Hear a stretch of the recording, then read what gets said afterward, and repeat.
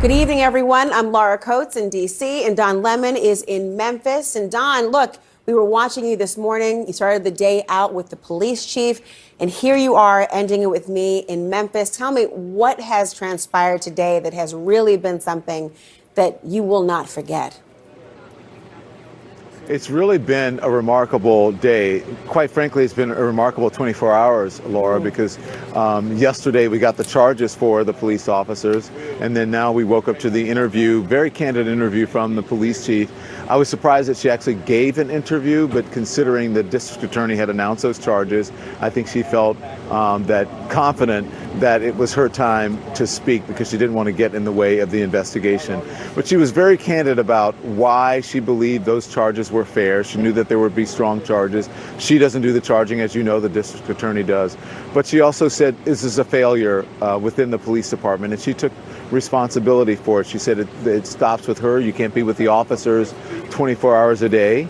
And then she also spoke to the inhumanity of the officers and what the Nichols family, the Nichols/Wells family, what they're dealing with. So it's been a very, very emotional day. Also getting to interview the family as well, the dad and the mom. You know, Don, I was so struck by the idea. I just think it wasn't that long ago that we can recall the idea of having a police chief, let alone another police officer in general, speaking out about the conduct of other officers. We talk about the blue code and the blue wall of silence, and we were all struck when Chief Arredondo back in Minnesota was speaking out about the officers, including Derek Chauvin. And now, of course, we see the idea that people can't hide behind the badge and people will speak out. I was really struck by that moment. And frankly, his mother, I mean, just the amount of grace and empathy she even had for the officers involved. I mean, as a mom, I just could not imagine what she is going through, let alone to hear her in those moments. She said she felt sorry. She said, I actually feel sorry for them. And you know, speaking of the police chiefs and what happened, the way that this happened here, you know, it takes care of a lot of this, a lot of the tension, a lot of the protesting, a lot of the things that eventually turn into riots. Is transparency, is having a plan. It's getting ahead of the horrific video that you're going to see.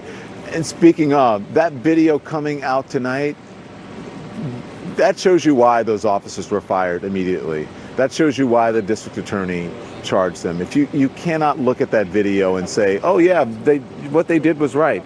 No one can look at that video and say that. What they did was absolutely wrong, and there was a complete disregard for Tyre Nichols' life.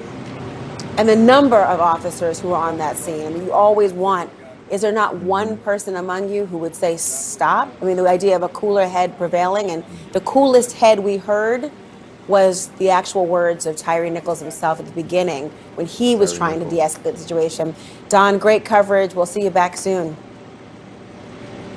Thank you, Laura. It's good to see you. I wish it was under better circumstances. I do too, my friend. Get some sleep. We'll need you again.